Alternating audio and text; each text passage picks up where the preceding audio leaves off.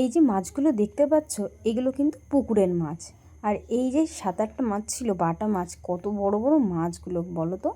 তো এইগুলোই আজ রান্না হবে। তো সব মাছ রান্না করা হবে না, কিছুটা যে রুই কাতলা ছিল, মানে ছোট ছোট যে বাচ্চাগুলো থাকে ওইগুলো সব কেটে কুটে ফ্রিজে রাখা হবে। আর যে বাটাগুলো দেখতে পেলে সেই বাটাগুলো দিয়ে সর্ষে বাটা করব। তো যাই হোক, মা এদিকে সব মাছগুলো কেটে দিল আর আমি রান্না বসিয়ে দিলাম। যাই হোক, তো মাছগুলো লবণ হলুদ মাখিয়ে বসিয়ে দিলাম। তো মাছগুলো এত বড় বড়, ভেবেছিলাম মাঝখানে একটু কেটে দিই, কিন্তু না, মাছগুলো আস্তে আস্তে থাকবে, সর্ষে বাটা করবো, ব্যাস কী দারুণ যে লাগবে খেতে। কিন্তু যাই হোক, রান্নাটা কেমন হবে সেটা তো জানি না, করছি, দেখা যাক কেমন হয়। তো যাই হোক, মাছগুলো এক এক করে ভেজে নিচ্ছি সুন্দর করে। তো প্রথম ভাজাটা তো বেশ ভালোই ছিল, তারপরে যে মাছগুলো ভাজলাম কী আর বলবো, সে ভেঙে একেবারে অবস্থা টাইট। মানে পরে একটু কাঁচাতে বলে তার জন্যই মাছগুলো কেমন একটু ভাঙা, মানে লেগে লেগে আসছিলো তোমার কড়াইতে। তো যাই কিছু করার নেই, তাও ভালোভাবে মাছটা একটু ভালোভাবে ভাজলাম। আর 2 পিস ভাজা করেছিলাম ওই যে রুই মাছ। আর তোমার যাই হোক, এক এক করে মাছগুলো ভাজা হয়ে গেলে তার পাশে আমি হাতে বেটে নিয়েছিলাম জিরে, মানে তোমার আদা আর কাঁচা লঙ্কা, আর তার সঙ্গে কিছুটা সর্ষে।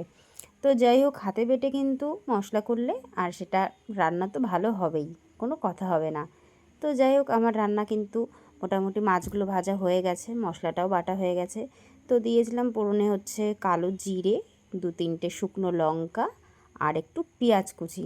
তো অনেকেই পেঁয়াজ দেয় না, আমি পেঁয়াজ দিই, কিন্তু পেঁয়াজ দিলে ভালোই লাগে।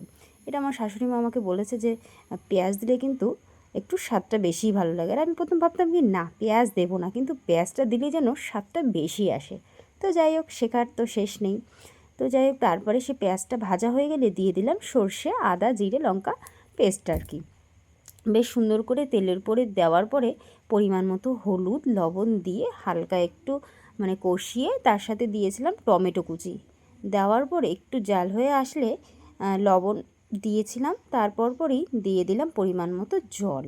তো যাই হোক, অনেকেই কিন্তু সর্ষে বাটা এই তেলের উপরে কিন্তু সর্ষেটা দেয় না, যখন জালটা হয়ে আসে নামানোর আগ থাকতে অনেকেই সর্ষেটা দেয় যাতে তিতকোটা না হয়। আমি এইভাবে রান্না করি ঠিকই, সত্যি কথা বলছি, এক ফোঁটাও সর্ষে মানে খেতে তিতো লাগে না, একদম খেতে এত টেস্ট হয়। নিজের রান্না বলে কিছু না, সত্যি সত্যি আমি যখনই সর্ষে কোনো কিছু যা করি, ইলিশ করি বা তেলাপিয়া মাছ করি বা যে কোনো মাছই বলো না কেন, সব এইভাবে রান্না করি, একটুও তিতো হয় না।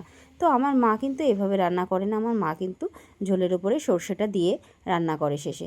তো যাই হোক, এইভাবে রান্নাটা করলাম। তো জলটা জাল হয়ে আসলে দিয়ে দিলাম মাছ কটা বেশ সুন্দর একটু জাল হয়ে আসলে দিয়ে দেবো হচ্ছে একটু কাঁচা তেল। আর এটাই যদি একটু ধনেপাতা দিতাম, স্বাদটা কিন্তু আরও বেশি ভালো হতো। তো যাই হোক, যেটা আছে সেটা দিয়েই রান্না করা যাক। তো একটু কাঁচা সর্ষের তেল দিয়ে মাছটাকে আমি নামিয়ে দেব। দেখে তো বেশ সুন্দরই লাগছে, দেখা যাক খেতে কেমন লাগে। তো দেখো, এই যে আমার ফাইনাল রান্নাটা। তো যাই হোক, ভিডিওটা এই পর্যন্তই শেষ করলাম।